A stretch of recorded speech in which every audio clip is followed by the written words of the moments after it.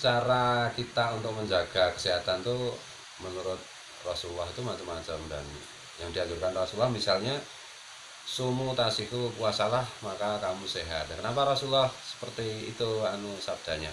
Karena ketika puasa itu kan apa itu pencernaan kita istirahat. Jadi kalau 9 jam kita itu tidak makan, tidak minum 9 jam atau lebih, maka mesin pencernaan kita itu berhenti bekerja. Ketika berhenti bekerja, istirahat, maka tubuh itu akan memproduksi antibodi.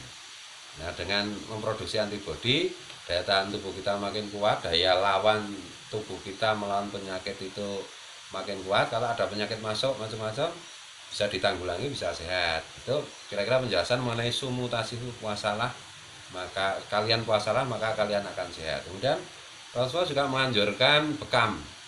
Kenapa bekam itu juga menyehatkan badan gitu.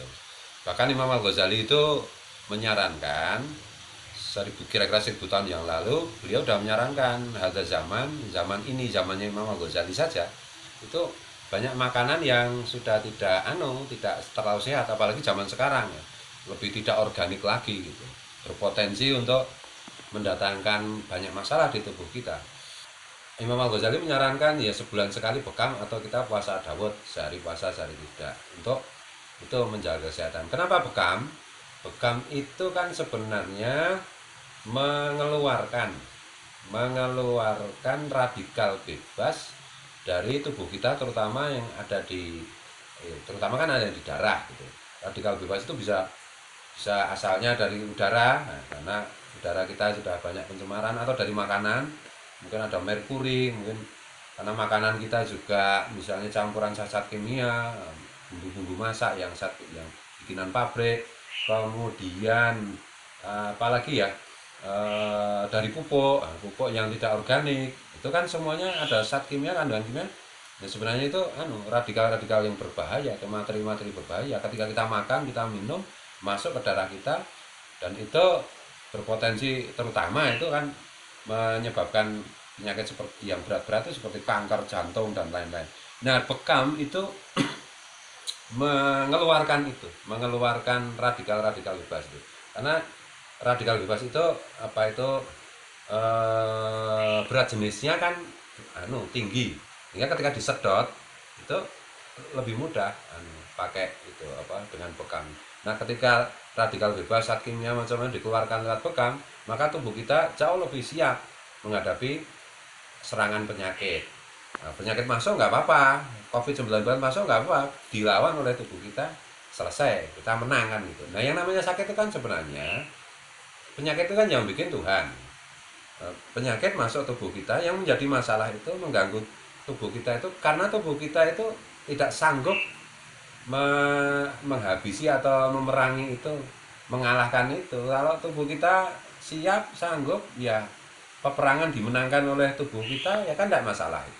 Itu mengenai bekam. Nah, bekam itu sendiri nanti metodenya kan macam-macam, yang pakai kop itu yang tradisional, yang seperti umum kita.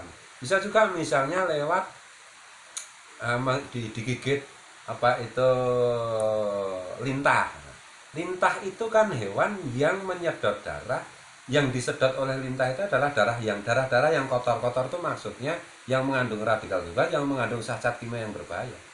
Nah, lintah itu hanya akan berhenti menyedot darah yang orang yang digigit kalau darahnya yang kotor, yang yang bermasalah itu sudah disedot semua. Kalau belum, nggak mau berhenti dia.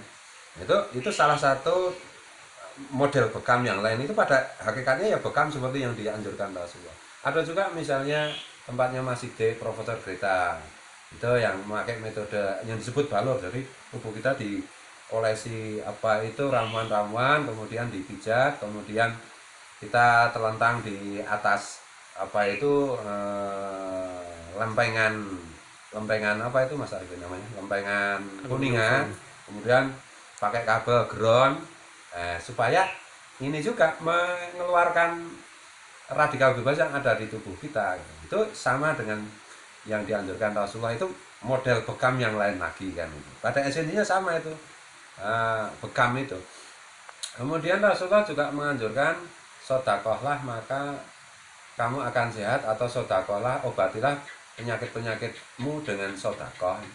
Penyakit di sini tuh ada penyakit rohani, yaitu pelit ya. Pelit itu kan penyakit rohani. Apa itu pelit? Itu membuat orang tidak kreatif, karena tidak tidak mudah melepas aset, itu menjadi sebab dia tidak cerdas menangkap peluang. Dengan sodako ini dari segi penyakit rohani dulu ya.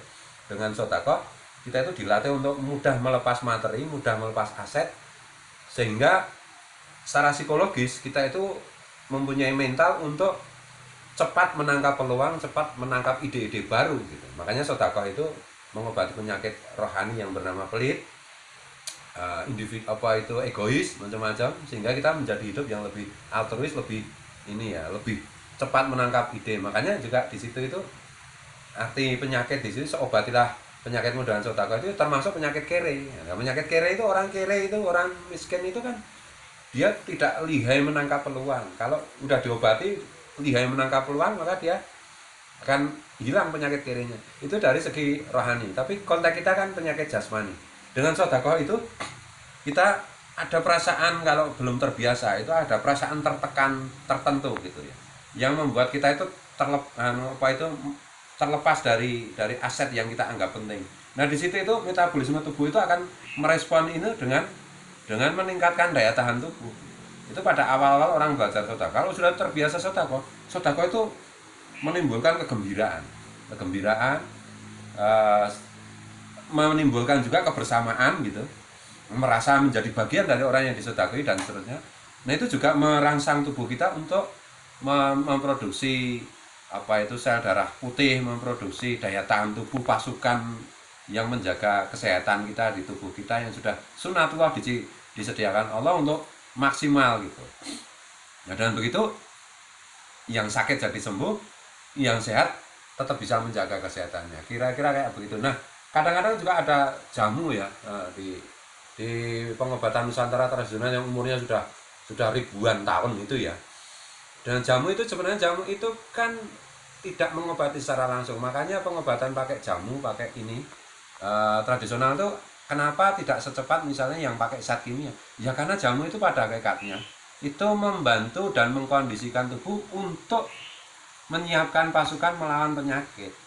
Jadi yang menyelesaikan penyakit itu bukan jamunya itu, tetapi tubuh kita itu sendiri, kan gitu. Nah ini tentu saja berbeda dengan obat yang diproduksi oleh kapitalisme secara umum gitu kan. Ya itu nanti kita bahas berikutnya. Makanya itu mesti selalu obat-obat modern itu mesti menimbulkan efek samping. Lain dengan pengobatan yang didasarkan pada pendaya gunaan tubuh untuk melawan penyakit itu. Kira-kira kayak begitu. Wallahu alam bisawab, wallahu muwaffiq ila aqwamit thoriq. Assalamualaikum.